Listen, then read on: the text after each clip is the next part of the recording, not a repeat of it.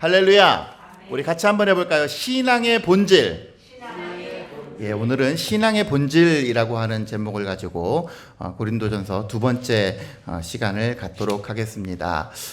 고린도는 굉장히 그 항구 도시로서 번영을 누리는 그러한 곳이 고린도였습니다. 혹시 뭐 유럽 여행이나 뭐 이런 것을 가보셔서 혹시 고린도에 가보신 분이 계시다면 제가 그 앞에서 감히 뭐 번데기 앞에서 주름 잡을 수는 없겠지만 여러분들 표정을 보아하니 아무도 안 가보신 것 같아서 제가 좀 잘난 척을 좀 해야 되겠어요. 고린도는 오늘날의 그리스에 있는 그런 도시 중에 하나이고 사도 바울이 제2차 선교 여행을 했던 아주 중요한 곳. 그래서 지난번에 1년 6개월 동안 씩이나 머무르면서 그곳에서 동고동락했던 그러한 곳이 바로 이 고린도였습니다. 지금 에베소에서 머무르고 있는 제3차 전도 여행 기간 중에 에베소에서 한 3년간 머물렀는데 그때에 고린도의 소식이 너무너무 궁금해서 그리고 거기서 야기되는 여러 가지 문제들의 소식들을 전해 들어서 그래서 쓴 서신이 바로 이 고린도서, 특별히 고린도전서가 그러한 이유에서 기록이 되었다라고 지난주에 제가 말씀을 드렸나요? 잘 안 드렸죠. 여러분들이 너무 또 깊게 공부만 하면 또 이렇게 머리가 또 어지럽다고 할까봐. 근데 공부는 필연적인 것 같아요. 왜냐면 좀 알고 듣는 것과 그냥 모르고 겉핥기식으로 듣는 것과는 좀 다르기 때문에 어느 정도 배경 지식을 조금만 좀 보도록 하겠습니다. 지도 한 장만 넘겨주시죠. 한 장 넘겨주시면 세계지도 뭐 이거 모르시는 분 없죠? 지금 우리 성경의 역사가 다루는 곳이 저 네모칸에 있는 곳입니다. 제가 저기다가 다 써놨는데 혹시 보여요? 안 보여요? 안 보이시겠죠? 그럴 줄 알고 제가 확대를 하나 해놨어요. 저 네모진 부분, 저기 지금 중동 땅, 저 지금 그 위에 있는 저기 소위 비옥한 초승달지대, 우리 구약 시대에 계속해서 다루었던 곳을 확대해 보면 지금 저 곳이에요. 우리가 이스라엘 구약 시대 때 지금 계속했던 곳이 이스라엘이고 어렵지 않아요. 자, 이스라엘의 예루살렘, 소위 예루살렘이 유대인의 그 12 제자들이 소위 본부로 사용하고 있는 곳이 예루살렘 성전이었어요. 그런데 예수님의 시대 이후에 사도들의 시대 때에는 여기가 중심이 아니라 오히려 안디옥, 저 위에 있는 초록색 점 보이시나요? 저 위에 있는 수리아 안디옥에서 제자들이 비로소 그리스도인이라고 불리면서 거기가 선교의 어떤 중심지 역할, 선교의 본부 역할을 했습니다. 그래서 사도 바울도 이곳에서 소위 전도 여행을 떠났는데 성경에서 다루고 있는 두 번째 전도 여행, 소위 제2차 전도 여행의 주 무대가 바로 저 빨간색으로 쳐져 있는 소위 그리스 지역이 바로 저곳이에요. 그래서 2차 전도여행 처음에 빌립보를 지나서 데살로니가를 지나서 베레아를 지나서 아테네를 지나서 그 다음에 지금 오늘 우리가 다루고 있는 고린도에 도착을 했고 그 고린도에서 머물다가 지금 저기 보이는 에베소 있죠. 에베소는 오늘날 터키에 있는 곳, 터키 지역. 그래서 저 에베소에서 머무르던 중에 고린도의 소식을 듣고 편지를 쓴 것이 이 고린도 전서입니다. 한 장만 더 넘겨주실까요? 그래서 저 지금 빨간데 부분을 좀 더 확대해 보면 저쪽에 있는 이 그리스 반도에 보면 위쪽이 마케도니아가 있고 그 다음에 아가야가 있고 저 이제 아가야에 저기 보면 고린도라고 빨간색으로 돼 있죠. 저기 여러분들이 잘 보이는지 안 보이는지는 모르겠는데 여기 딱 보면 고린도가 있고 고린도에 이렇게 물줄기가 이렇게 지금 돼 있어요. 고린도가.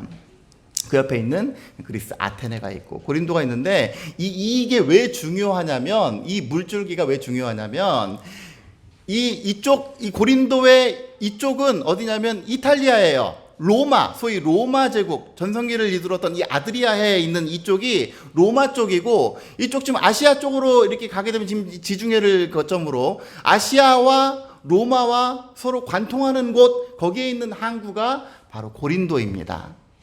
제가 설교를 하기 이전에 이 고린도의 지정학적 위치에 대해서 지금 말씀을 드리려고 하는 이유는 뭐냐면 고린도는 지금 현재 우리가 신약성서에서 다루고 있는 이 고린도는 초대 로마의 황제였던 누구죠? 시저 카이사르에 의해서 AD 44년에 재건된 곳이 바로 이 고린도예요. 그러니까 그 말은 무슨 말이냐면 이 고린도는 로마의 굉장히 많은 영향력을 받은 도시다.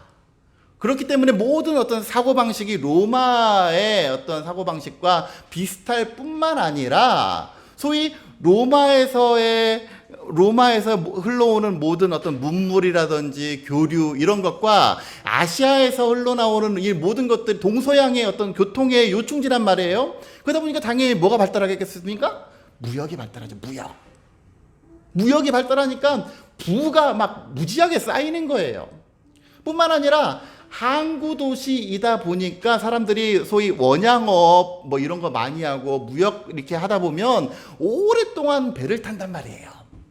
그러면 특히나 남자들이 오랫동안 먼 거리에서 배를 타고 돌아오면 제일 먼저 해결하고 싶은 것이 바로 성에 대한 성욕 이런 것들. 그래서 이 성욕이 지나치게 넘치다 보니까 그것을 이 도시가 충족을 시켜줘야 돼. 그러다 보니까 모든 성적인 문란함, 아프로디테 아시죠? 비너스. 이런 신들이 그들의 어떤 니드를 만족시켜줘야 됐고, 사창가가 발달해 있고, 이러한 도시가 바로 고린도였어요. 그러니까 고린도의 어떤 그 도시적인 문제, 영적인 문제, 성적인 문제, 그리고 아까 전에 얘기했듯이 로마 사람, 또 그리고 본토 고린도 사람, 또 유대에서 우리가 이렇게 박해 때문에 쫓겨나온 사람, 이주민들, 여러 다양한 배경과 다양한 상황 속에 고린도에 거주하는 그런 많은 사람 때문에 소위 소득 격차, 수준 격차 이런 것들이 많이 있는 도시가 고린도였어요.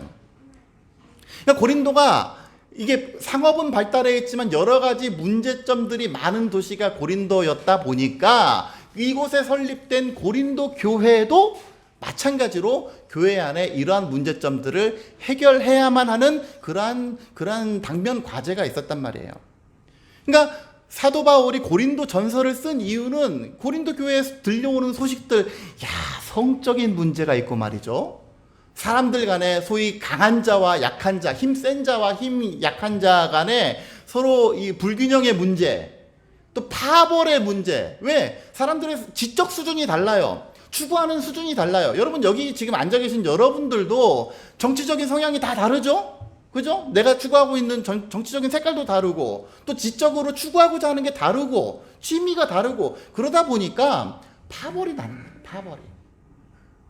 여러 가지 파벌의 문제, 또 성적인 문제, 또 부의 불균형에 관한 문제, 이러한 문제들에 대한 해결책을 제시해 주기 위해서 쓴 서신이 바로 고린도전서이고 첫 번째로 다루고자 하는 것들이 바로 이 파벌의 문제였습니다. 여러분, 고린도전서를 우리가 그 성경 약자로 쓰면 COR이에요. COR. 근데 이거를 독일어로 표현을 하면 KOR이에요. KOR. 그래서 이 그 성서 주석을 보니까 어떤 주석을 쓴 어떤 그 박사님이 이거 고린도가 COR인데 독일어로 읽어보니까 이건 KOR. 그러니까 고린도 교회에 나타나 있는 여러 가지 문제는 오늘날 한국 교회가 직면하고 있는 여러 가지 문제와 전혀 다르지 않다라고 이렇게 주석의 서문에 쓰고 있는 것을 보게 됩니다. 저도 동의해요. 여러 가지 지금 고린도 전서를 통해서 다루고 있는 여러 가지 문제는 사실 오늘날 한국 교회가 직면하고 있는 혹은 우리 교회가 숙제로 풀어야 되는 그 문제점과 다르지 않습니다. 비단 교회 차원뿐만 아니라 우리 개인이 신앙생활을 하면서 겪고 있는 여러 가지 갈등과 여러 가지 문제와 여러 가지 기도의 제목도 동일한 관점에서 이 고린도전서를 보면서 해결해 나갈 수 있을 것이라고 생각이 됩니다. 그러기에 이 서신을 보면서 이 서신에 나타나 있는 사도 바울의 가르침 속에서 진정 우리가 신앙생활을 하면서 가장 제일 중요시해야 되는 것들이 무엇인가에 대한 초점을 맞춰가면서 오늘 본문을 읽었으면 좋겠습니다. 10절 한번 보시죠. 10절 형제들아 내가 우리 주 예수 그리스도의 이름으로 너희를 권하노니 모두가 같은 말을 하고 너희 가운데 분쟁이 없이 같은 마음과 같은 뜻으로 온전히 합하라. 사도 바울이 고린도전서를 통해서 다루고자 하는 첫 번째 문제가 바로 같은 마음을 품지 못하는 고린도 교인들, 그들 가운데 4분 5열 찢어져 있는 고린도 교인들. 11절, 내 형제들아 글로에의 집 편으로 너희에 대한 말이 내게 들리니, 그러니까 에베소에 있으면서 글로에라고 하는 사람이 와서 이 소식을 전해준 거예요. 목사님 지들끼리 맨날 박터지게 싸워요. 사도 바울이 애쓰고 세워놓은 잘 다져놓은 교회 어떠냐라고 물어봤더니 왔더니 지들끼리 맨날 싸워요.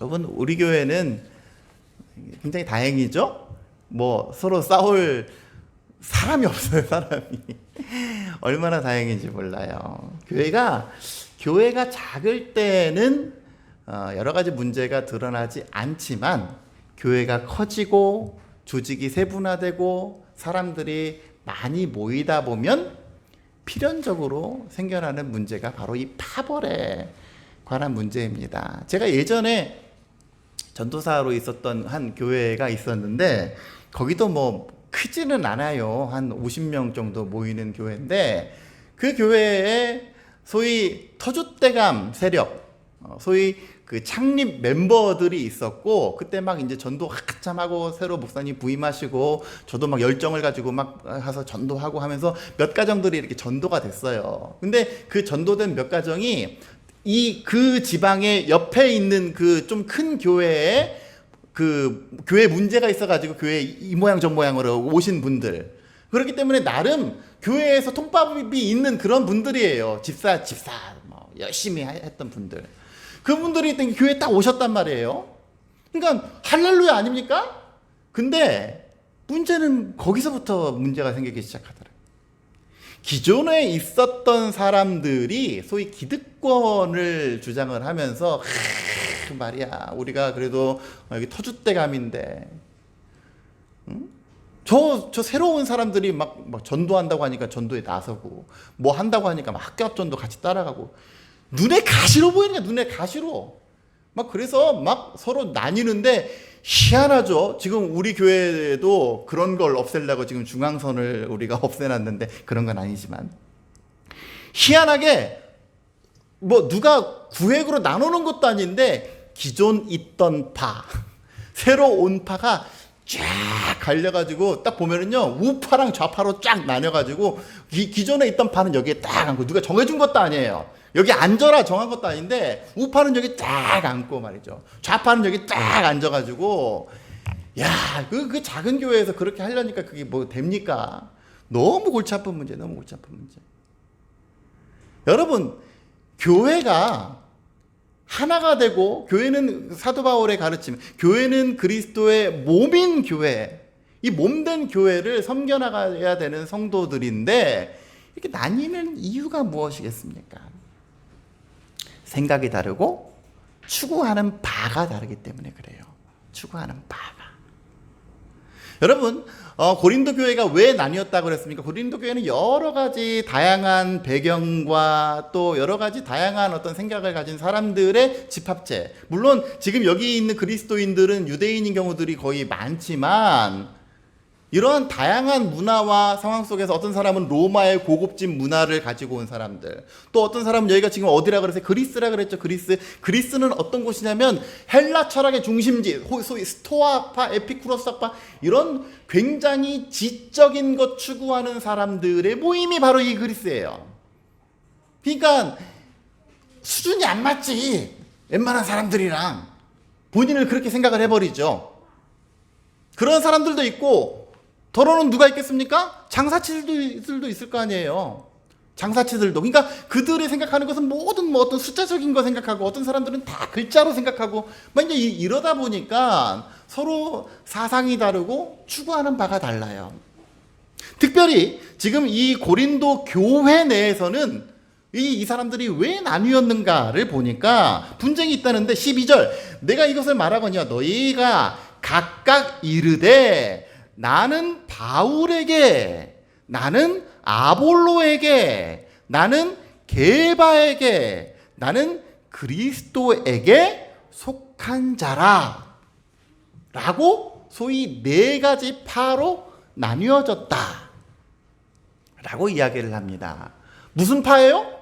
바울파, 아볼로파, 게바파, 그리스도파. 상황 설명하지 않고 여러분들 그냥 이름만 가지고, 이름이 주는 또 뉘앙스가 있으니까. 자, 여러분들도 한번 네 파로 한번 나뉘어볼까요? 자, 나는 바울파 하고 싶다. 손 안 들기 없이. 자, 나는 바울파다. 우리 이경우 집사님. 저 2명. 자, 나는 아볼로파다. 없어요. 왜? 아볼로가 누군지 잘 모르겠어. 자, 나는 게바파다. 게바 누군지 몰라요? 자, 나는 그리스도파다. 손 안 드신 김혜숙 권사님 뭐요? 나는 몸파요. 예? 자, 바울파는 뭐냐면, 바울은 소위 고린도 교회 초대 담임 목사 역할을 한 사람이 바울이에요. 그렇기 때문에 나는 일편단심 민들레 하겠다. 근데 바울의 약점이 있었어요. 약점이. 고린도후서 10장에 보면 바울이 이 고린도 교회에 있는 사도 바울의 적대자들로부터 무슨 얘기를 듣냐면, 당신은 편지는 끝내주게 막 힘이 있어. 막 편지를 보면 막 감동이 돼. 근데 왜 대놓고 말하는 거, 설교는 그렇게 시원찮아요? 사도 바울의 적대자들이 사도 바울을 그렇게 평가를 하는 거예요. 당신의 편지에는 힘이 있고 중하나 당신의 말은 영 시원찮아. 그러니까 설교가 좀 그래요. 말을 잘 못해, 말을. 그런 약점이 있었어요. 또 한 가지 약점은 뭐였냐면, 사도 바울은 자신을 사도라고 이야기를 했지만, 사도행전에서 소위 사도의 기준은 무엇이냐면, 부활하신 예수 그리스도를 직접 목격한 사람 중에서 예수님이 너 가서 복음 전해라 라고 파송한 이 2가지의 조건을 만족한 사람이 사도예요. 그러니까 엄밀히 따지면 사도 바울은 사도가 아니에요. 왜? 사도행전 9장에서 다메섹으로 가는 길에서 예수 그리스도의 음성을 듣고 누구세요? 했을 때 나는 부활하신 예수라 이렇게 얘기는 했지만, 그래서 바울 자신은 스스로가 내가 예수 그리스도를 만났다, 그래서 그 예수 그리스도로부터 보내심을 받았다 라고 주장을 하지만, 역사적으로 육신의 예수님을 만난 건 아니에요. 육신의 예수님과 함께한 건 아니에요. 그 예수님으로부터 보내심을 받은 게 아니에요. 그렇기 때문에 바울은 사도가 아니야. 쉽게 말하면 증이 없어요. 증이. 사도 바울 정식 신학대학 졸업증이 없는 거예요. 그러니까 사도 바울의 적대자는 어디를 가든지 그 증 가지고 뭐라고 하는 거예요. 왜 정식 라이센스도 없는 사람이 왜 여기서 설교를 하고 앉았어? 이렇게 반대를 하는 거예요. 여기 보시면 아볼로는 누구냐면, 바울이 떠난 다음에 2번째로 온 이 담임 목사가 아볼로인데, 이 아볼로는 사도 바울의 단점을 완벽하게 메꿔주죠. 뭐를 잘해? 이걸 잘해, 이걸 잘해. 설교를 끝내주게 잘해. 할렐루야. 그럼 그때부터 은혜가 되니까 아멘. 게바는 누구예요? 게바는 베드로예요. 베드로는 누굽니까? 지금 예루살렘 12제자의 수장 역할을 하는 사람, 소위 사도 중에 으뜸인 사람이 베드로예요. 그러니까 사도 바울을 부인하는 사람, 야, 라이센스도 없는 사람, 적어도 확실한 라이센스가 있어야지, 그렇게 추구하는 사람이 베드로를 쫓는 거예요.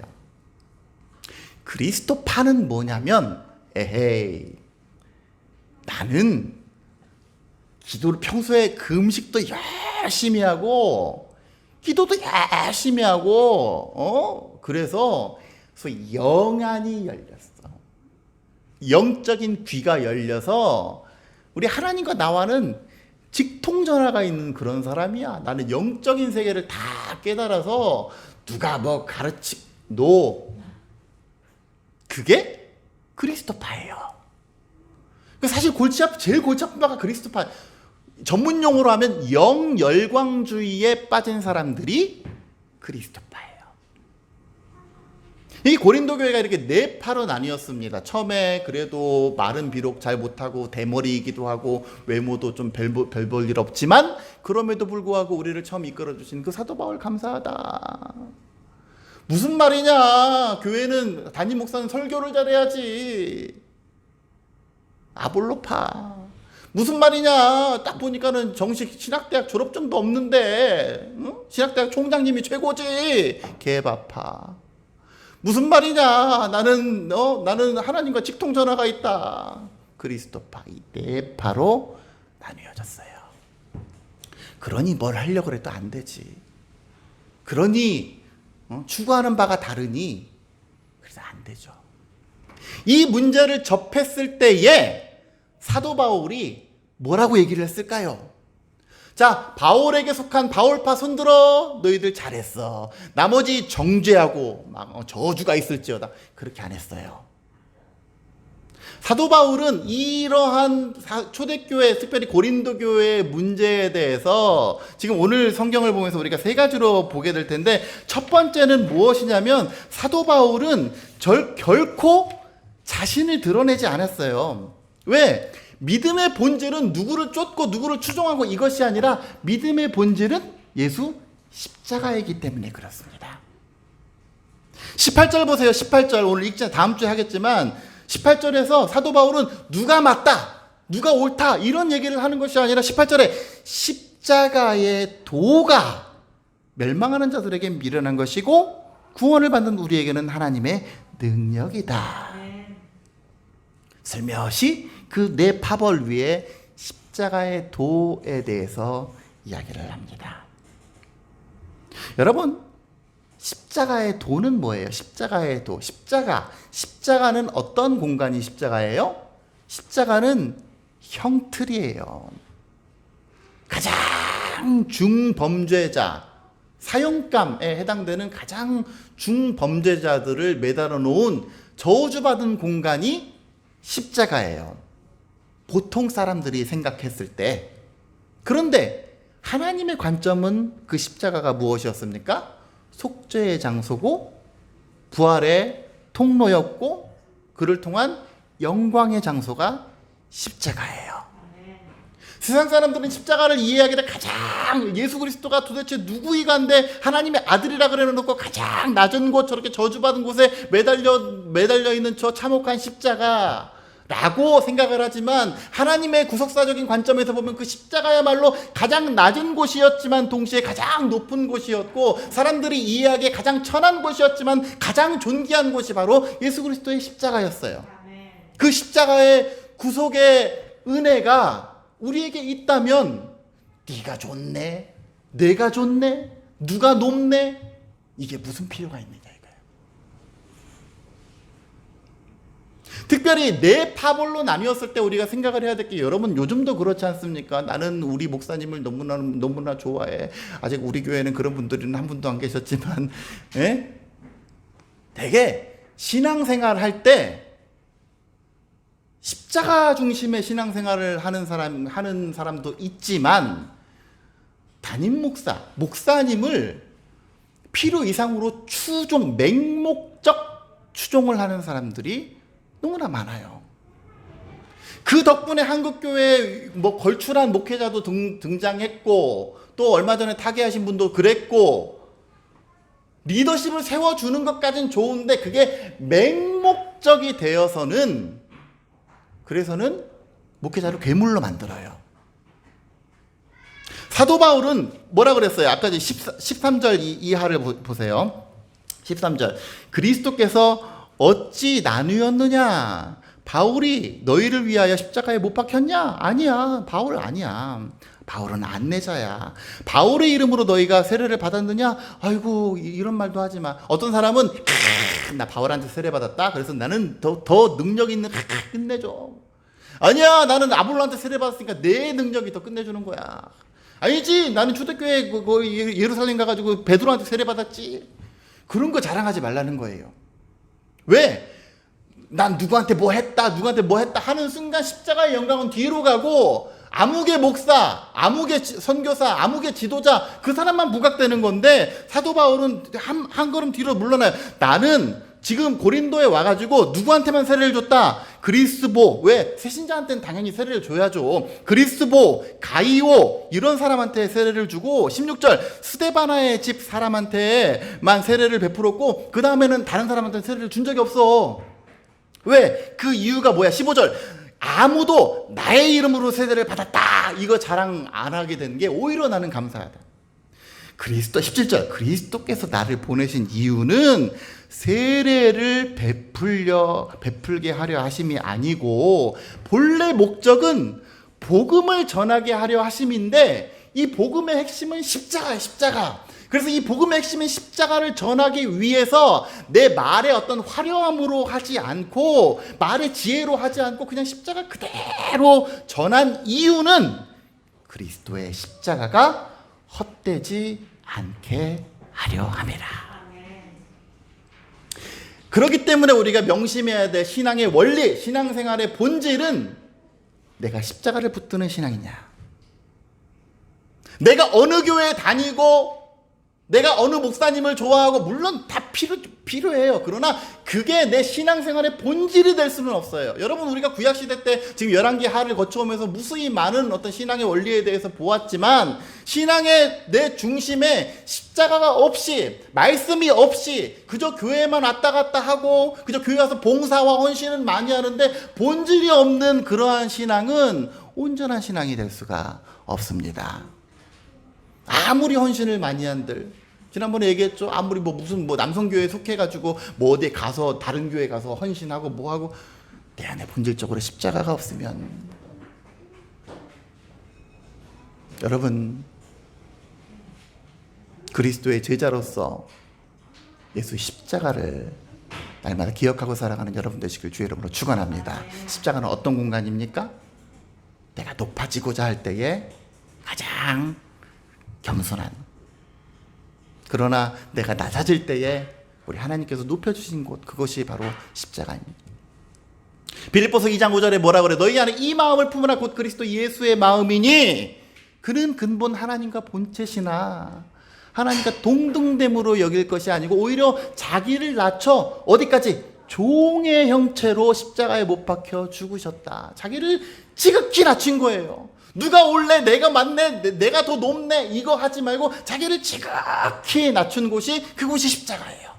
그랬더니 이러므로 하나님이 그를 지극히 높여서 모든 이름 위에 뛰어난 이름을 주사. 하늘에 있는 것과 땅 위에 있는 것과 땅 아래에 있는 모든 것들이 예수의 이름 앞에 무릎을 꿇게 하시고 예수님께 경배하게 했다. 이것이 십자가의 정신 아닙니까? 여러분, 오늘 아침에 여러분들 무슨 마음으로 교회에 오셨습니까? 이번 주일날 여러분들 예배하는 목적이 무엇입니까? 여러분들 신앙의 본질은 무엇입니까? 헌신도 해야 되고 무엇도 해야 되고 무엇도 해야 되지만 그 본질에 십자가가 없으면, 그 십자가의 정신이 없으면 반쪽짜리 신앙입니다. 가장 중요한 본질은 무엇이냐면 바울이나 아볼로나 게바 이러한 사람들은 우리 성도들을 예수 그리스도의 십자가로 안내하는 안내자일 뿐이고 그 안내하는 방법이 어떤 사람은 말의 지혜로 하고 어떤 사람은 글로 하고 어떤 사람은 확실한 권위로 할 뿐이지 거기에서 십자가가 가려진다면 그것은 안 되는 거예요. 바라기는 여러분들의 신앙생활 가운데 예수의 십자가 정신이 충만하여서 내가 높아질 때, 높아지고자 할 때 오히려 나를 낮추고 누가 올래, 내가 올래, 네가 올래 하는 것이 아니라 오직 십자가 앞에서 겸손함으로 머리 숙이는 저와 여러분들 되어주시기를 주의 이름으로 간절히 축원합니다. 또 한 가지 우리가 오늘 시간이 많이 가서 원래 3가지를 다루려고 했는데 또 한 가지를 다루었으면 좋겠어요. 우리 1장 맨 마지막 부분 보세요. 31절. 1장 31절 뭐라고 얘기합니까? 기록된 바 자랑하는 자는 주 안에서 자랑하라 함과 같게 하려 함이라. 주 안에서라고 하는 말은 사실 번역상 여러 좀 그 오해의 소지가 있어요. 이것을 표준 세번역에서는 주님을 자랑하라. 그래서 주님을 자랑하라. 자랑하는 자는 자기의 가지고 있는 것을 자랑하지 말고 주님을 자랑하라. 지금 이 고린도전서 1장을 쓴 사도 바울의 태도는 어떻습니까? 와, 누가 나를 쫓는다네. 와, 누가 나의 제자, 내 라인에 라인업 줄 섰다네. 얼마나 기쁘고 좋은 일이에요. 근데 그거를 단호히 거부해요. 왜? 드러내야 되는 건 내가 아니라 나를 통한 십자가의 복음이고 그리스도이고 하나님이 부각되어야 되지 절대로 내가 부각되어서는 안 된다. 사도 바울이 자랑할 게 얼마나 많이 있었겠습니까? 지난주에 얘기했죠. 사도 바울은 소위 가진 자, 스펙이 충만한 사람이었어요. 육신으로는 뭐 이렇게 바리새인의 로마 시민권자의 고학력 고스펙자의 안 가진 것 없이 너무나 많은 것과 또 너무나 많은 체험을 한 신앙 개종하고 그리스도인이 되어서도 영적인 수많은 체험을 한 사람이 바로 이 사도 바울이에요. 그럼에도 불구하고 그는 자기 자신을 자랑하는 것을 두려워했습니다. 왜? 내가 나 자신을 자랑하는 순간, 내가 나 자신을 뽐내는 순간, 내가 내세워야 하는 십자가가 내 영광 가운데 가려져 버리기 때문에 그래요. 여러분, 모세가 어떻게 했습니까? 저는 구약 성경을 읽으면서 제일 안타까운 게 모세. 이스라엘 백성을 정말 출애굽이라고 하는 그 대장정을 이끌면서 민족의 위대한 지도자 역할을 했던 그 모세, 적과 꿀이 흐르는 가나안 땅을 바로 코앞에 두고 비스가 산 꼭대기 위에서 저곳을 바라보면서 아이고 나는 저기 못 가. 그 이유가 뭐예요? 사건 하나 때문에 그렇지 않습니까? 이스라엘 백성이 광야에서 헤매다가 물이 없어가지고 목말라 우리 물 굶겨 죽으려고 우리 이렇게 말라 죽이려고 우리를 이곳으로 인도했느냐고 투덜투덜 되니까 하나님 앞에 모세가 기도합니다. 그랬더니 하나님이 불쌍히 여겨서 어떻게 해요? 저 반석을 명하여 물을 내라. 그래서 여러분 반석에서 물이 나올 수가 있어요? 안 나오지. 광야에 있는 반석인데 산에서는 가끔 나옵니다마는 광야에 있는 돌에서 어떻게 물이 나오냐고. 절대로 나올 수가 없어요. 근데 저거를 명해서, 그러니까 오늘날로 따지면 예수의 이름으로 명하노니 물이 나올지어다. 그러면 그 물을 누가 내는 거예요? 예수의 이름으로 그 이름의 능력이 나오는 거 아니에요. 그래서 하나님이 반석을 명하여 물을 내라 그랬어요. 근데 어떻게 한 거예요? 어이구 이 한심한 것들아 그렇게 믿음이 없냐 그러면서 자기가 막 퍼포먼스를 하는 거야. 지팡이 가지고 반석을 땅땅 쳤어. 그랬더니 물이 막 콸콸콸 쏟아지네. 사람들이 어떻게 하는 거예요? 우와 모세, 우와 저 모세의 지팡이. 하나님의 영광을 뒤로 가려버리는 거예요. 그 사건 때문에 모세는 약속의 땅 가나안에 들어가지 못하게 되었습니다. 사도 바울이 경계한 건 그거예요. 자랑하는 자는 주님을 자랑하라. 주 안에서 자랑하라는 말은 주님을 나를 뽐내지 말고 나를 도우신 하나님, 나를 통해 역사하시는 그 주님을 자랑하라. 사랑하는 성도 여러분, 예수의 십자가의 앞에 겸손히 무릎 꿇고 때로 내가 교만하고 높아지고자 할 때, 내가 나의 나됨을 드러내고자 할 때 십자가를 묵상해 보세요. 제가 자가격리하면서 저는 참 감사한 일들이 많아. 아까 우리 김만경 목사님 기도가 은혜가 되었던 이유는 세밀하게 계산하시고 역사하시는 그 하나님. 그래서 참 감사하죠. 여기 불 다 끄면 이 십자가만 이렇게 보여요. 응? 평소에 제가 여기를 지금 4년째 왕래하는데 이 십자가를 많이 보지 않았겠습니까? 여기 성전에 앉아서 우두커니 십자가 보면서 기도하면서 하는데 참 주님의 주시는 그 은혜가 막 넘쳐나고 그동안에 내가 어떻게 했는지 나 자신을 돌아보고 십자가를 묵상하고 나니까 나의 모든 어떤 그 허물과 또 나의 이 목사 되지 못함과 이러한 것들이 막 그 파노라마처럼 주마등처럼 이렇게 스쳐가는데 여러분의 신앙을 십자가 앞에서 반추해 보시기 바랍니다. 그 십자가를 묵상하면서 그래 내가 지금 오늘날 뭐 나는 무엇이고 나는 무슨 일을 하고 나는 뭘 얼마를 가졌고 이런 거를 자꾸 자랑하고 나는 무슨 교회 다니고 나는 뭘 하고 이런 거를 자꾸 자랑하려고 하는 높아지고자 하는 교만하고자 하는 우리의 삶 가운데 예수 십자가를 슬며시 갖다 대보시고 거기에 나를 맞춰서 한번 기도로 나아가는 우리의 신앙이 되게 된다면, 내 신앙의 이유가 그저 뭐 하고 분주하게 뭘 하고 내가 교회에서 이런 위치가 있으니까 오늘도 교회 나가고 이것이 아니라, 오늘도 예수 그리스도의 십자가의 그 구속의 은혜 가운데 겸손히 머리 숙여 기도하며 세상 속에서도 내가 주님의 증인 되겠습니다. 주님의 자녀가 되기를 원합니다. 겸손함으로 주의 십자가를 따르는 저와 여러분들의 삶이 되어지시기를 주의 이름으로 축원합니다. 우리의 신앙의 본질은 어느 교회 누구 이런 거 따르는 것이 아니라 오직 예수 그리스도의 십자가를 내 마음 안에 품고 나도 예수님처럼 살아가는 것이 신앙의 본질인 줄로 믿습니다.